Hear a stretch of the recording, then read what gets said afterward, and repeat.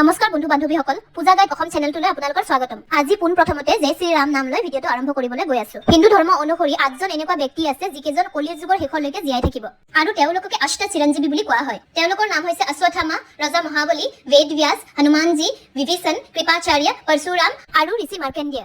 এখেত আটাইকেইজনৰ ভিতৰত আটাইতকৈ প্ৰিয় আৰু বিখ্যাত চিৰঞ্জীৱীজনৰ নাম হৈছে ৰামদূত পৱন পুত্ৰ হনুমানজী। মোৰ বোধেৰে এনেকুৱা কোনো ব্যক্তি নাই যিজনে হনুমানজীৰ বিষয়ে নাজানে। হনুমানজীৰ জন্ম চৈত্ৰ মাসৰ পূৰ্ণিমা তিথিত হৈছিল। এইবাৰ 1 এপ্ৰিল মানে বুধবাৰৰ দিনা ৰাতিপুৱা 7:06 পৰা পূৰ্ণিমা তিথি আৰম্ভ হ'বলৈ গৈ আছে। এইবাৰ 2026ত হনুমানজীৰ জন্ম উৎসৱ 2 এপ্ৰিল মানে বৃহস্পতিবাৰৰ দিনা মনোৱা হ'ব। এনেতো সেইদিনাখন গোটেই দিনটোৰ ভিতৰত যিকোনো সময়ত আপোনালোকে পূজা কৰিব পাৰে, কিন্তু তথাপিতো দুটা উত্তম সময় আছে পূজা কৰাৰ কাৰণে।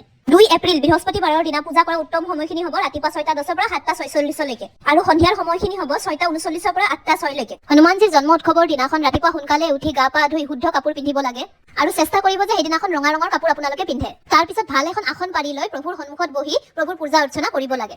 পোন প্ৰথমেতেতো গণেশজী বা গণেশ বাবাৰ নাম ল'ব বা মন্ত্ৰ পঢ়িব। তাৰ পিছত হনুমানজীৰ অত্যন্ত প্ৰিয় নাম হৈছে ৰাম নাম।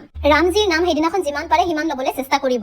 ৰাম নাম জাপ কৰিবৰ কাৰণে আপোনালোকে তুলসীৰ বা ৰুদ্ৰাক্ষৰ মালা ব্যৱহাৰ কৰিব পাৰে, কিন্তু মুখ্য ৰূপত তুলসীৰ মালাটো বেছি ৰাম নাম জাপ কৰাৰ কাৰণে প্ৰভাৱশালী বুলি কোৱা হয়। যদি আপোনালোকৰ ওচৰত মালা নাই তেতিয়াহ'লে কোনো কথা নাই, আপোনালোকে এনেকুৱা ধৰণৰ কাউণ্টাৰো ব্যৱহাৰ কৰিব পাৰে। আপোনালোকে চেষ্টা কৰিব লাগে কমেও 3 মালা বা 5 মালা ৰাম নাম জাপ কৰিবৰ কাৰণে। যিখন ঘৰত নিয়মিত ৰূপে ৰাম নাম লোৱা হয় সেইখন ঘৰত প্ৰভু হনুমানজীৰ কৃপা দৃষ্টি সদায় থাকে। এইখিনিতে মই আপোনালোকক এটা সৰু কাহিনী কৈ আছো। যেতিয়া হনুমানজী মাতা সীতাক বিচাৰি লংকাত সোমাইছিলে, লংকাৰ সৌন্দৰ্যতা ইমানেই আছিলে যাক বৰ্ণনা কৰিব নোৱাৰি। মণিমুকুতাৰে সজোৱা ভৱন, নানা ধৰণৰ সুন্দৰ সুন্দৰ ফুলৰ বাগিচা, নানা ধৰণৰ গন্ধৰ্ভ কন্যা অপ্সৰা আদি দেখিবলৈ পোৱা গৈছিলে। এই সময়ছোৱাত হনুমানজীয়ে শুনিবলৈ পাইছিলে কোনোবাই কৰবাৰ পৰা ৰাম নাম জাপ কৰি আছিলে। তেতিয়া হনুমানজী আচৰিত হ'ল আৰু ৰাম নামৰ ধ্বনিটো য'ৰ পৰা আহি আছিল সেই জাগাডোখৰলৈ আগবাঢ়ি গ'ল আৰু তাত তেওঁ দেখিলে যে যিটো ঘৰ তাতে বনোৱা আছিলে সেই ঘৰৰ বেৰবোৰত প্ৰভু শ্ৰীৰামজীৰ ধনু আৰু বানৰ চিত্ৰ অংকিত কৰা আছে আৰু সেই ঘৰটোৰ চাৰিওফালে কেইবাজোপাও তুলসী গছ লগোৱা আছে। তেতিয়া হনুমানজীয়ে এজন ব্ৰাহ্মণৰ ৰূপ লৈ সেই ঘৰটোৰ ফালে আগবাঢ়ি গ'ল। যিজন ব্যক্তিয়ে ৰাম নামৰ জাপ কৰি আছিলে সেইজনে আছিল বিভীষণ।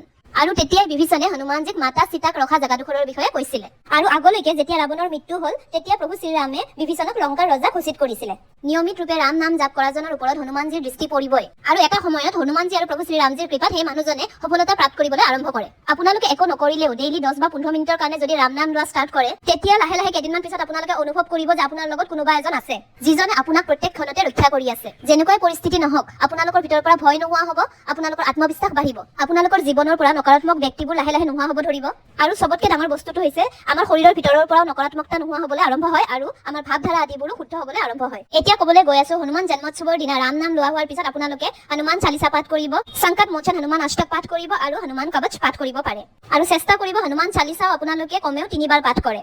হনুমান চালিচাত বৰ্ণনা কৰা গৈছে যে 100 বাৰ হনুমান চালিচা পাঠ কৰাজনে বন্ধন ভয় আদিৰ পৰা মুক্ত হৈ যায়। ইয়াতে বন্ধন ভয় মানে কাৰাগাৰ বা জেইলকে নুবুজায়, যিকোনো ধৰণৰ বন্ধন য'ত মানুহে নিজকে আবদ্ধ ফিল কৰি আছে, কোনোফালে ৰাস্তা দেখা নাই, ঋণ আদিৰ বন্ধনত আবদ্ধ হৈ আছে, এই আটাইবোৰ পৰিস্থিতি বা বন্ধনৰ পৰা মুক্তি পায়। হনুমানজী হৈছে অষ্টসিদ্ধি আৰু নৱনিধিৰ দাতা, মানে তেওঁৰ ওচৰত এনেকুৱা একো কাম নাই যিটো তেওঁ কৰিব নোৱাৰে। যদি আপোনালোকৰ হনুমান চালিচা মুখস্থ নাই তেতিয়াহ'লে কোনো কথা নাই, আপোনালোকে ওম হম হনুমতে নমঃ মন্ত্ৰটো জাপ কৰিব পাৰে। যিমান পাৰে আপোনালোকে জাপ কৰিব পাৰে এই মন্ত্ৰটো। মই আপোনালোকক সাজেষ্ট কৰিম যে এই হনুমান জন্মোৎসৱত আপোনালোকে সংকল্প লওক বা প্ৰতিজ্ঞা কৰক যে হনুমান চালিচাখন আপোনালোকে এটলিষ্ট মনত ৰাখিবৰ কাৰণে চেষ্টা কৰিব।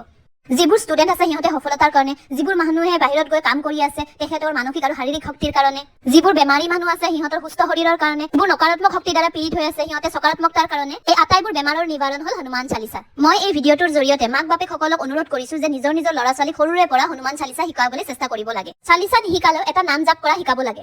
যিটো নামৰ প্ৰতি আপোনালোকৰ শ্ৰদ্ধা আছে বা ভক্তি আছে বা যিগৰাকী প্ৰভুক আপোনালোকে মানে তেখেতৰ নামটো সৰু ল'ৰা ছোৱালীক এনি টাইম জাপ কৰি থকাটো শিকাব লাগে। যেনেকৈ ৰাম নাম হওক, ৰাধা নাম হওক, কৃষ্ণ নাম হওক বা মহাদেৱৰ নাম হওক, যিগৰাকী প্ৰভুক আপোনালোকে মানে সেই তেখেতৰ নামটো সৰু ল'ৰা ছোৱালীক এনি টাইম জাপ কৰি থকাটো শিকাব লাগে। এতিয়া আহিছো পূজা কেনেকে কৰিব। পোন প্ৰথমেতো হনুমানজীৰ আগত আপোনালোকে চামেলিৰ তেলৰ চাকি এগছি জ্বলাব। অৰেঞ্জ কালাৰৰ সেন্দুৰটো আনি হনুমানজীৰ কপালত লগাব পাৰে আৰু ভৰিত লগাব পাৰে মহিলাসকলে। আৰু ল'ৰা মানুহে অৰেঞ্জ কালাৰৰ সেন্দুৰৰ লগত চামেলি তেল মিক্স কৰি কিনে প্ৰভুৰ গাত সানি লগাই দিব পাৰে, মূৰৰ পৰা ভৰিলৈকে। আৰু নহলে বা পূজাৰীক দি দিলেও পূজাৰীয়ে আপোনাৰ নামত লগাই দিব।